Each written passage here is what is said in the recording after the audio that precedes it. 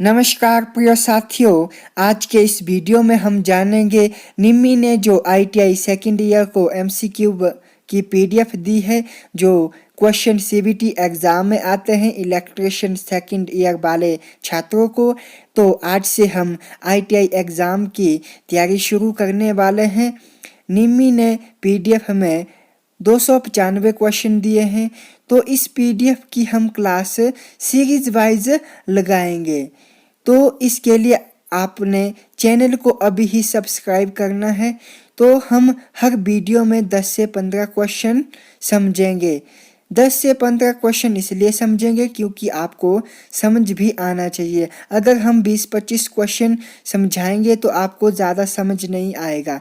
तो हमने रटने वाला काम नहीं करना है, अभी हमने समझने वाला काम करना है क्योंकि हमारे पास समय बहुत ज़्यादा है।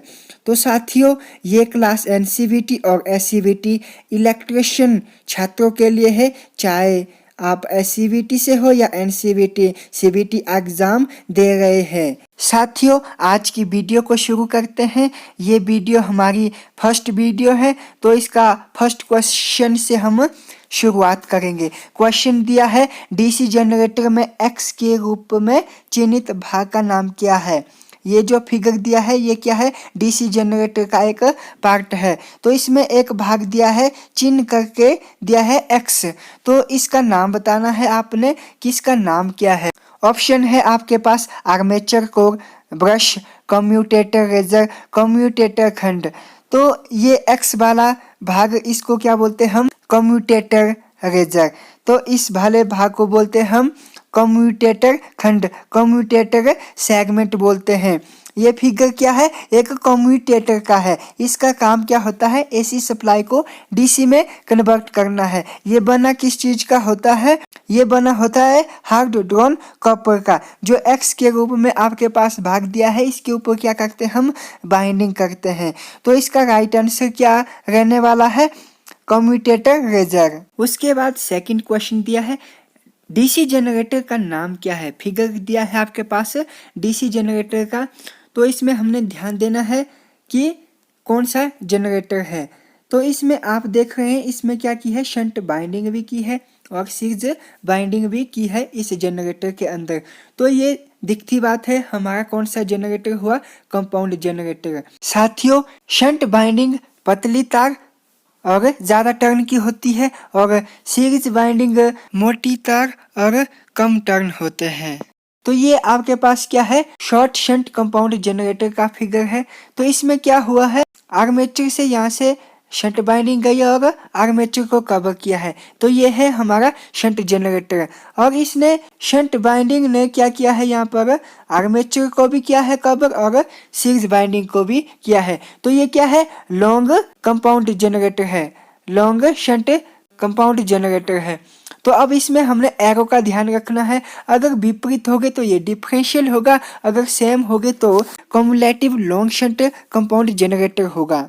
तो इस क्वेश्चन का राइट आंसर क्या रहने वाला है, option number A, differential long shunt compound generator. Third question है DC जनरेटर में प्रेरित EMF की दिशा ज्ञात करने के लिए किस नियम का उपयोग किया जाता है। तो ध्यान देने वाली बात यहाँ पे है, DC जनरेटर की बात की जाए, DC मोटर की बात की जाए, तो उनके लिए जो रूल बनाए गए हैं वो है फ्लेमिंग के दाहिने और बाएं हाथ का नियम यूज होता है। तो कर्क स्क्रू का नियम नहीं होने वाला है, दाहिने हाथ की हथेली का नियम नहीं होने वाला। तो अब हम समझेंगे कि DC जनरेटर में कौन सा नियम लागू होता है। तो यहाँ पर ध्यान देना है, DC जनरेटर में कौन सा यूज होगा, फ्लेमिंग के दाहिने हाथ का नियम होगा। और DC मोटर की बात करेंगे तो वहां पर फ्लेमिंग के बाएं हाथ का, लेफ्ट हैंड का नियम यूज किया जाता है। इस क्वेश्चन में DC जनरेटर का पूछा है तो इसका राइट आंसर होने वाला है ऑप्शन नंबर डी, फ्लेमिंग के राइट हैंड रूल। क्वेश्चन दिया है DC जनरेटर में उत्पन्न EMF गणना करने के लिए कौन सा फॉर्मूला उपयोग में लिया जाता है। DC जनरेटर के अंदर क्या होता है, EMF जनरेट होता है, कितना जनरेट होगा उसकी गणना करने के लिए कौन सा फॉर्मूला उपयोग में लिया जाता है। वो आपके पास क्या होता है, ऑप्शन नंबर सी होगा वो। उत्पन्न EMF is equal to phi Z N upon 60 into P upon A. तो इसमें फाई का मतलब होता है फ्लक्स, जेड का मतलब होता है चालकों की संख्या, एन हो गई स्पीड गति होगी आपके पास, और पी हो गया पोल, और ए का मतलब होता है समानांतर रास्ते। तो इसका राइट आंसर होगा ऑप्शन नंबर सी। उसके बाद क्वेश्चन दिया है ईएमएफ की गणना करने का सूत्र क्या है एक डीसी मोटर के अंदर। तो पहले हमने जाना डीसी जनरेटर के अंदर क्या होता है, ईएमएफ जनरेट होता है, कितना जनरेट होता है, उसका फॉर्मूला क्या होता है वो जाना था पिछले क्वेश्चन में। अब यहाँ पर सीधी सी बात है, जो जनरेट हुआ है ईएमएफ विद्युत वाहक बल जो जनरेट हुआ है, तो उस ईएमएफ की गणना करने का सूत्र क्या है, किसके अंदर, मोटर के अंदर। तो इस मोटर के अंदर जो फार्मूला यूज होता है वो होता है ऑप्शन नंबर सी। अगर आपसे डीसी जनरेटर का पूछा जाता तो आपने ऑप्शन नंबर डी को राइट करना था। इसमें मोटर का पूछा है तो option number C. Back EMF equal to B minus armature current armature resistance. तो इसका राइट आंसर ये है। आपने ध्यान देना है, अगर मोटर का पूछा जाए तो नेगेटिव का लगाना है, अगर जनरेटर का पूछा है तो पॉजिटिव का फॉर्मूला लगाना है, सूत्र लगाना है। फॉर्मूले तो आपको याद ही रखने पड़ेंगे। तो उसके बाद क्वेश्चन दिया है डीसी जनरेटर में एक्स के रूप में चिन्हित भाग का नाम क्या है। तो ये आपके पास है हमारा पोल शू डीसी जनरेटर का। तो ये इस वाले भाग को बोलते हैं पोल कोर, सॉलिड पोल कोर बोलते हैं। तो ये आपके पास कुछ इस तरह से जूते की आकृति में दिख रहा है। तो इसका काम क्यों होता है, क्यों इस तरह से बनाया जाता है, ताकि इससे क्या हो जाए, जो फ्लक्स होगा तो वो आर्मेचर के ऊपर चारों तरफ फैले, एक गैप में फ्लक्स बढ़िया तरीके से फैले, इसलिए इसको इस तरह से बनाया जाता है। और बाकी इसके ऊपर यहाँ पर बाइंडिंग की जाती है पोल कोर के ऊपर, ताकि बाइंडिंग नीचे ना खिसके। तो इसका राइट आंसर होने वाला है ऑप्शन नंबर डी, पोल शू। उसके बाद क्वेश्चन दिया है आपको, फिगर दिया है डीसी जनरेटर का नाम क्या है आपको बताना है। तो ये आपके पास ना ही ये शंट जनरेटर है, ना ही सीरीज जनरेटर है, ना कंपाउंड जनरेटर है। तो डीसी जनरेटर एक सेल्फ एक्साइट जनरेटर होता है और एक सेपरेटली एक्साइट जनरेटर है। तो उनमें से ये भी एक डीसी जनरेटर है, सेपरेटली एक्साइट जनरेटर। इसके अंदर क्या होता है, इसमें हम बाहर से सप्लाई देते हैं। आपके पास गाड़ी है, अगर वो स्टार्ट नहीं होती है तो आप उसको धक्का देते हैं, बाहर से उसको क्या देते हैं, धक्का देते हैं। तो इसके अंदर क्या कर रहे हैं, हम बाहर से सप्लाई दे रहे हैं। कौन सी सप्लाई, डीसी सप्लाई दे रहे हैं। और ये क्या है, सेपरेटली एक्साइट जनरेटर, अलग से इसमें सप्लाई देनी पड़ती है। तो इसका राइट आंसर है ऑप्शन नंबर डी। उसके बाद क्वेश्चन है जनरेटर द्वारा किस ऊर्जा को, किस एनर्जी को विद्युत ऊर्जा में परिवर्तित करते हैं, इलेक्ट्रिसिटी में कन्वर्ट करती है। तो वो ऊर्जा होती है आपकी मैकेनिकल, ऑप्शन नंबर डी। उसके बाद नेक्स्ट क्वेश्चन है डीसी जनरेटर फील्ड का नाम क्या है। आपके पास क्या दिया है, फिगर है, ये क्या है, पोल शू है। तो ऑप्शन देखेंगे हम, ये शॉर्ट शंट और लॉन्ग शंट तो है ही नहीं, क्योंकि उसके लिए हमको आर्मेचर चाहिए, मतलब कि पूरा फिगर चाहिए डीसी जनरेटर का। तो ये पोल शू दिया है, तो इसमें हमने देखना है ये डिफरेंशियल है कि कम्युलेटिव है। तो यहाँ पर ध्यान देना है, यहाँ पर अगर एरो सेम दिए हैं तो ये क्या होगा, कम्युलेटिव कंपाउंड जनरेटर होगा। इसमें करंट और फ्लक्स एक दिशा में बह रहा है, एक दिशा में प्रवाहित हो रहा है। अगर विपरीत दिए हैं तो ये कौन सा होगा, डिफरेंशियल जनरेटर होगा। तो इसमें एरो जो दिखाई दे रहे हैं वो क्या है, सेम। तो इसका आंसर रहने वाला है option number D, cumulative compound generator.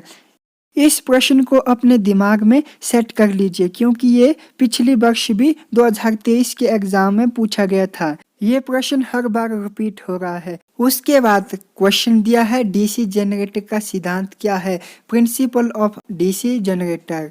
तो इसका सिद्धांत होता है फैराडे का विद्युतीय चुंबकीय प्रेरण का नियम, option number D, Faraday law of electromagnetic induction. उसके बाद क्वेश्चन दिया है गतिशील रूप से प्रेरित ईएमएफ के लिए सूत्र क्या है। जो ईएमएफ है, जो विद्युत वाहक बल है, वो क्या है, गतिशील रूप से अभिप्रेरित कर रहे हैं तो उसका फॉर्मूला क्या है। EMF क्या कर रहा है, यहाँ पर गति कर रहा है, उसके लिए फॉर्मूला होता है BLV sine theta. Option number C is right answer. B क्या यहाँ पर है, फ्लक्स है, एल चालक की लंबाई है और वी यहाँ पे वेग है। तो उसके बाद नेक्स्ट क्वेश्चन है डीसी जनरेटर के भाग का नाम क्या है। आपके पास एक फिगर दिया है डीसी जनरेटर का, तो ये आपका स्टेटर तो हो नहीं सकता है, ना ही पोल को है, ना ही पोल शू है, तो ये तो मैंने बता दिया था आपको। तो ये क्या है, ऑप्शन नंबर डी योक या फ्रेम है। तो इसका काम क्या होता है, तो जितने भी डीसी जनरेटर के अंदरूनी पार्ट होते हैं जैसे आर्मेचर हो गया, कम्यूटेटर हो गया, तो उनको क्या करता है, यांत्रिक क्षति से ये प्रोटेक्ट करता है। ये बना किस चीज का होता है, ये बना होता है कास्ट आयरन का। छोटी मशीनों के लिए कास्ट आयरन का बना होता है और बड़ी मशीनों के लिए कास्ट स्टील का बना होता है। उसके बाद क्वेश्चन दिया है 4 पोल डीसी जनरेटर के डुप्लेक्स लैप बाइंडिंग में कितने समानांतर रास्ते होते हैं। तो ध्यान देना है, बाइंडिंग कितनी होती है, एक लैप होती है और एक बैब होती है। तो यहाँ पर लैप पूछी है, लैप में क्या होता है, जितने पोल होंगे उतने समानांतर रास्ते होंगे। तो इसमें क्या बताया है, लैप यानी कि डुप्लेक्स बताया है, तो इसके हो गए 4 दूनी 8। अगर ट्रिप्लेक्स बताए होंगे तो कितने हो गए, 4 3 12, तो 12 समानांतर रास्ते होंगे। अगर बैब की पूछी जाएगी तो बैब के होते हैं जितने पोल होंगे, जितने भी पोल होंगे तो समानांतर रास्ते 2 ही होंगे। सिप्लेक्स बाइंडिंग के कितने रास्ते होते हैं, 2 होते हैं। उसके बाद आज का ये लास्ट क्वेश्चन रहने वाला है। क्वेश्चन दिया है डीसी जनरेटर के भाग का नाम बताइए। आपके पास एक फिगर दिया है तो इसका नाम बताना है आपने कि क्या है। तो ये साइड एंड प्लेट भी नहीं है, पोल शू भी नहीं है, कम्यूटेटर सेगमेंट भी नहीं है, तो ये क्या है, आर्मेचर कोर लेमिनेशन है, ऑप्शन नंबर डी। इसमें आप देख सकते हैं शाफ्ट के लिए जगह है और स्लॉट काटे गए हैं। स्लॉट किसके ऊपर काटे जाते हैं, आर्मेचर के ऊपर। तो आपको क्वेश्चन किया जाएगा कि आर्मेचर कोर को लेमिनेट क्यों किया जाता है। लेमिनेट इसलिए किया जाता है ताकि ईडी करंट के लॉस को कम किया जाए। तो ये बना किस चीज का होता है, सिलिकॉन स्टील का। फिर से क्वेश्चन पूछा जाएगा कि सिलिकॉन स्टील से ही क्यों बनाया जाता है। तो इससे होता है कि जो हिस्टेरोसिस हानि होती है वो भी कम हो जाती है। तो आज की क्लास को यहीं पर क्लोज कर देते हैं। तो वीडियो कैसी लगी, वीडियो को लाइक कीजिए, शेयर कीजिए दोस्तों के साथ और कमेंट कीजिए। अगर चैनल पर न्यू है तो चैनल को सब्सक्राइब कीजिए। तो ये आज की हमारी पहली क्लास थी ITI इलेक्ट्रिशियन सेकेंड ईयर वाले छात्रों के लिए। मिलते हैं नेक्स्ट क्लास में। Thank you.